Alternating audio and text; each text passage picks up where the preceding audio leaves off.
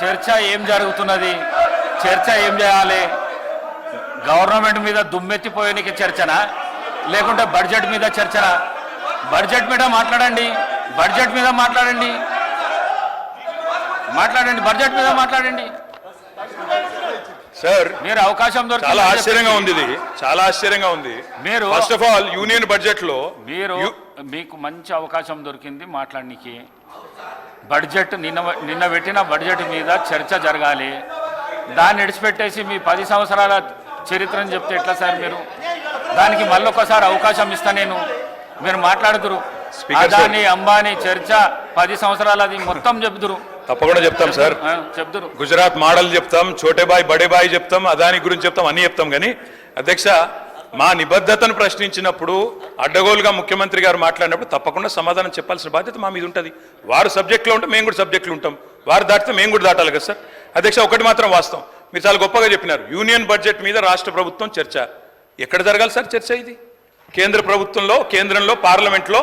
అక్కడ కాంగ్రెస్ ఎంపీలు గొంతిప్పాలి, కొట్లాడాలి. ఇవాళ లోక్సభలో లేరు, మాకు లేరు ఎంపీలు, వాళ్ళకున్నారు. నిన్న పంజాబ్ ఎంపీలేమో రోడ్డు ఎక్కింది సార్. అక్కడ కేంద్రంలో బడ్జెట్ పెట్టగానే అన్యాయం జరగగానే పంజాబ్ ఎంపీలు రోడ్డు ఎక్కి కొట్లాడింది. ఇవాళ మీరు ఇక్కడ ఎందుకు పెట్టినో మాకు తెలియదా? అక్కడ ఒక్క పైసా రాలేదు కాబట్టి, 21 ట్రిప్పులు వేస్ట్ అయినాయి కాబట్టి, విమానం ఖర్చులు వేస్ట్ అయినాయి కాబట్టి, ముఖం చెల్లక ప్రజల్లో ఏం సమాధానం చెప్పుకోవాలో తెలవక ఈరోజు ఇక్కడ చర్చ పెట్టి ఒక ప్రహసనంలాగా చేస్తున్నారన్న విషయం మాకు తెలియదా సార్? ప్రజలకు తెలియదా? మేము అనేది ఒకటే సార్, ఇవాళ బడే బాయ్ చోటే బాయ్ అని అన్నదమ్ముల అనుబంధం పండిస్తే ఏమొచ్చింది సార్ రాష్ట్రానికి? మేము చెప్పింది అదే కదా, మొదటి నుంచి చెప్తున్నది అదే కదా.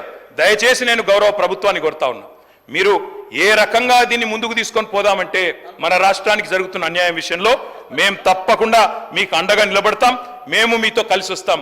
మీరు గతంలో రాలేదు, మీరు పార్లమెంట్లో ఆనాడు తెలంగాణకు అనుకూలంగా మాట్లాడలేదు. ఇక్కడ రాజ్భవన్ అడ్డం పెట్టుకుని మమ్మల్ని ఇబ్బంది పెడితే మీరు వాళ్ళకు అండగా నిలబడ్డారు తప్ప తెలంగాణ రాష్ట్రానికి, తెలంగాణ ప్రజల ప్రయోజనాలకు అండగా మీరు పని చేయలేదు. కానీ మేము అట్లా చేయం.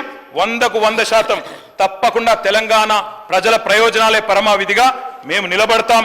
భవిష్యత్తులో కూడా 4 కోట్ల ప్రజల తరపునే కొట్లాడతామని చెప్పి మళ్ళొక్కసారి విజ్ఞప్తి చేస్తూ ఈ అవకాశం ఇచ్చినందుకు తమకు ధన్యవాదాలు. జై తెలంగాణ.